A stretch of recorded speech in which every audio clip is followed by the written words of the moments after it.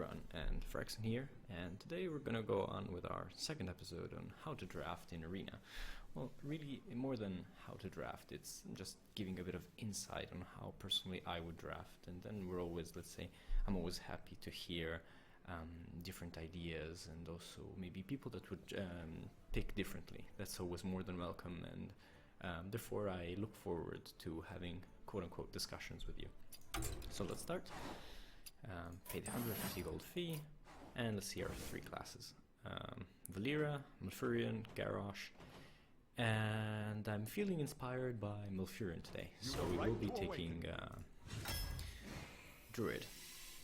Let me just check my volume settings, they may be slightly too high, maybe. First pick. Alarmobot is garbage, and just, I mean, it can be fun to play around with, but no, you don't want to pick this in Arena. Arcane Golem gives too much an advantage to the opposing team, opposing player, and I think Demolisher here is the pick. It's not an extraordinary card, but I think it's more playable. Arcane Golem can really be a sucky card, especially in early game if you don't get your 2 or 3 drops, and just playing Arcane Golem on turn 3 is suicidal. Maybe in late game could be a finisher, but no, we'll go for Demolisher. Next pick. Moonfire, 0 mana, deal 1 damage is an absolutely no-go. It does basically nothing. Bluegill Warrior, 2 mana for 2/1 charging, just not good enough, doesn't cut it. We have an 8/8/8 with Taunt. I think it's decent compared to the other two, definitely the card to pick. And strong late game. Here we have Bomb Lobber, it's pretty good, especially for board control. Sunwalker, that is actually one of my favorites, although it's not as good as I like to think it is. And Wailing Soul is a decent 3/5 that silences your own minions, which most of the times you will play as a vanilla 3/5. Given the circumstances, I think I will be choosing Bomb Lobber, and just Sunwalker's Divine Shield is too vulnerable to Hero Powers. Wailing Souls is average, and I think Bomb Lobber is above average. Here we have Starfire. It's a decent card. You get some card draw, but 5 damage for 6. I mean, just think of the fireball that is 4 mana for 6 damage, and you get the equation. The Robocab is okay. It can be a 2/3, 3/2. Okay, you get a little bit of versatility, but let's say nothing extraordinary. Druid of the Claw, most definitely the card to pick here. Good versatility, but in taunt mode with 4/6 for 5 mana, I'll take that all day. Next, Argent Squire is very uninspiring, as is Reckless Rocketeer. 2 life is very bad. You don't really play aggro in Arena, so the charge is pretty much wasted. Savage Roar might be an interesting could be comboed somewhat. I'm still really lacking the early game, but it makes my heart cry to take Argent Squire, so I will be taking Savage Roar, and I think this is a debatable pick though. Dragonhawk is just no, I'll not take that. Draconid Crusher I think is okay, not fantastic. 6 mana for 6/6 could be a 9/9, but it's kind of one of those cards that is like win more, so if the opponent's ready, well, I don't know. The real problem is that I'm missing some 2 drops, and I think Draconid Crusher is not an irresistible card, therefore I will be taking the Unstable Duel. Moving on, Windfury Harpy, 6 mana for 4/5. Windfury, yes, but just not great. Mark of the Nature could be okay, it's a buff card. Very vulnerable to silence, and just not preferable in general. And Harvest Golem is just very steady. Very sturdy, sticky on the board. It's also a mech, so I'll definitely take 3s. Dark Iron Dwarf, all-time favorite. It's quite easy to see why it's really good, because it gives +2 to a minion, to another allied minion, and helps like doing favorable trades. Really good for getting a good board presence. Murloc-Tide Hunter is just bad. That 1 health is super detrimental, because there's a lot of hero powers that do 1 damage and just can die. Flesh-Eating Ghoul could spiral out of control. However, it's one of those cards that's really good if you're already ahead, and with that 3 health, I mean, no. it's not good enough. So definitely Dark Iron Dwarf. Here we have Dread Corsair. I won't be picking up any weapons since I'm a Druid, so it's gonna be a 4 mana 3/3, so no. South Sea Deckhand. 2/1 that's charging. If I have a weapon, I will have no weapons, so therefore I will be taking the Earthen Ring Farseer. That could be good if my 2-drop gets damaged, then I drop the Farseer, heal my 2-drop, and we're back with 2 millions on full health with nothing on the enemy board. So definitely take this, but I will be needing more 2-drops for now. That's resulting in being a bit of an issue. Dragon Egg. I think in Arena it's just not good enough. I can't control if it will take damage. It risks just really being a dead card. Pretty much the same I said for Arcane Golem in one of our earlier picks. And I think Nourish is a pretty good card. I mean, 5 mana, draw 3 cards. Okay, maybe it's not superb, but getting some card draw in Arena is, I think, quite good. So I will be taking Nourish. Naturalize is an interesting card, but I think there's been a lot of debate. Is it good? Is it bad?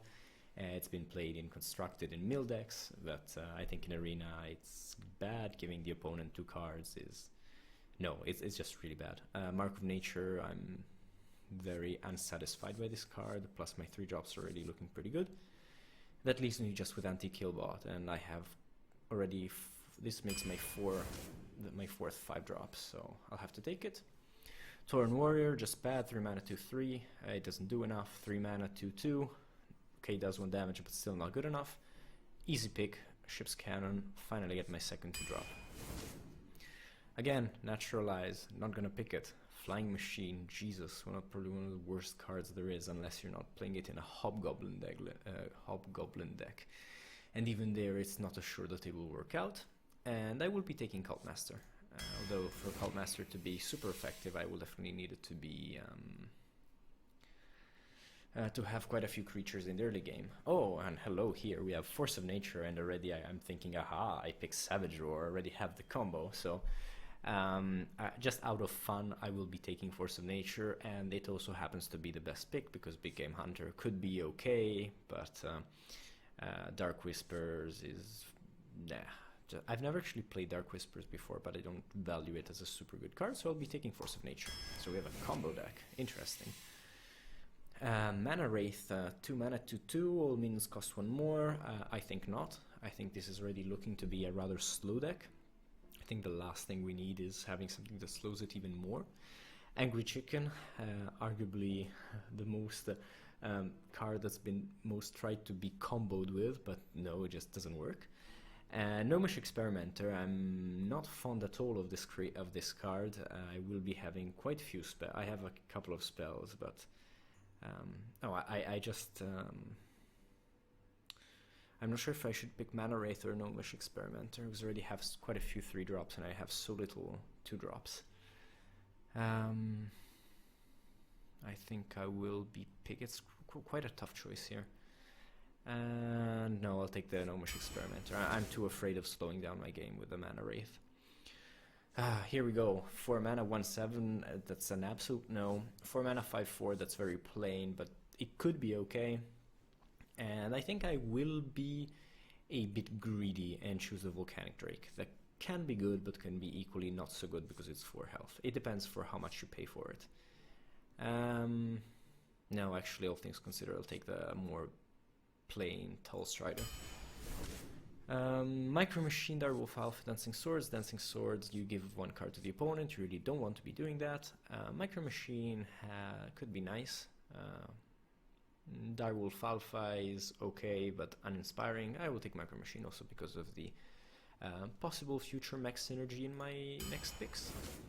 Plus, there we go, talking about mech picks. And, but now let's say, jokes aside, Mech Warper would be a good pick. Volcanic Drake is meh. It always depends on the board and can be very unreliable. You don't really want to be paying 6 mana for a 6/4. That would be horrible. But I think between Mech Warper is, let's say, for the fun of the combo with maybe Harvest. Well, actually, Harvest Golem, Demolisher, and Micro Machine could be fun. But Wrath is the more solid choice. and that's a bit more versatile. And here we see the game mocks me, telling me you should have taken Warper, because we're gonna give you a second Wrath the next turn. And I shall insist and I will take a second Wrath, because Salty Dog is just not good enough. The Raging Worgen 3/3 all, let's say triple threes, just not good enough. I can't inflict, let's say, I'm not a mage, I can't ping it to give it, let's say, Wind Fury. So I will be taking another Wrath, making my deck a little bit more versatile with more spells.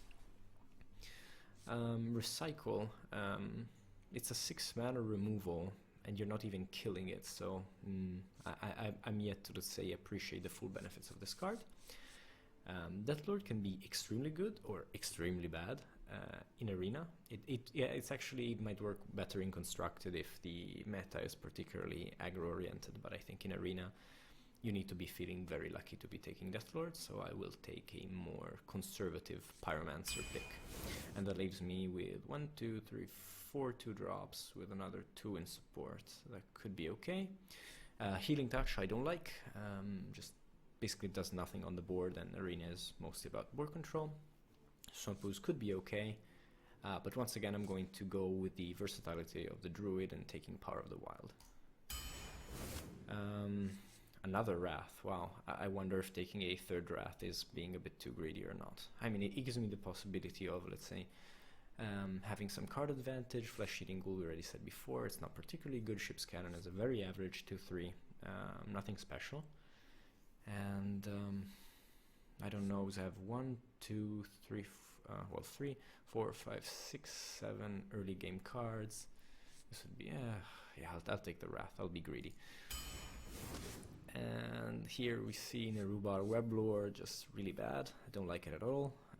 Maybe you could make an anti-Battlecry deck, but it's just, the results are unpredictable. You may actually end up hindering yourself. Flesh Eating Ghoul has always been proposed 3 times now, just doesn't cut it. Spellbreaker is below average, but sure, I'll take the Silence over the other 2 garbage cards. Once again, 2 drops. Just for the Thrum of Farseer is just bad, 2/3 with a few Wind Fury costing 3. I will not take. Power of the Wild is an interesting card, but I must say I'm tempted to take Swamp Ooze just for the variety, just for having the option of maybe having the chance of killing the opponent's weapon. And now I'm pretty much swamped with 2 drops, and Haunted Creeper is a good card. Savage Roar makes possibilities very interesting, seeing that I already have, let's say, I have already 1 combo set in. That's very interesting. Brewmaster is an average 3/2, and seeing how much I'm bunching up in, let's say, in the early mid game, I'm tempted to have, let's say, another finisher card such as Savage Roar, so I will take Savage Roar. Ironbar Protector is okay. Earthen Farseer is okay, but when compared to piloted Shredders, there's absolutely no comparison. So Shredder is most definitely the card to pick here. And I was also quite in need of 4 drops. Really see some ugly picks here. Naturalize, once again, 3rd time I get a Naturalize. I still don't think I want to pick it. Poison Seeds is, I don't know, it doesn't really do anything special for me. I don't think it's a removal I would like in this deck, but also having another extra 2-drop is, I think, a bit boring. Let's see how many 4-drops I have. 1, 2, 3, 4, 5. That's a considerable amount. But then again, I'd rather maybe have, let's say, this sort of safety net of Poison Seeds, since Amani Berserker does basically nothing for me right now. Wild Growth, very tempting. It could help me with boosting my tempo up, although there's not much to ramp. Bloodsteel Raider basically does nothing. Of Vanilla 2/3, I won't be having any weapons. Nerubar Warlord, basically pointless. I will be picking Wild Growth because it could be very good. And also in the late game, if I'm already at 10 mana, it can serve as card draw. Because at the moment I'm just too, I don't need any more 2-drop minions. Another spell might add a little bit of variety. Going on, still looking bad. Haunted Creeper is good, but I don't need 2 drops. Grimskill Oracle is just bad unless you're building a Murloc deck, and even Murloc decks might work in Constructed but never in Arena. And I think I'm going to be taking Claw here. Violet Teacher could be interesting. Nourish is a good card, I think, overall, but we already have one.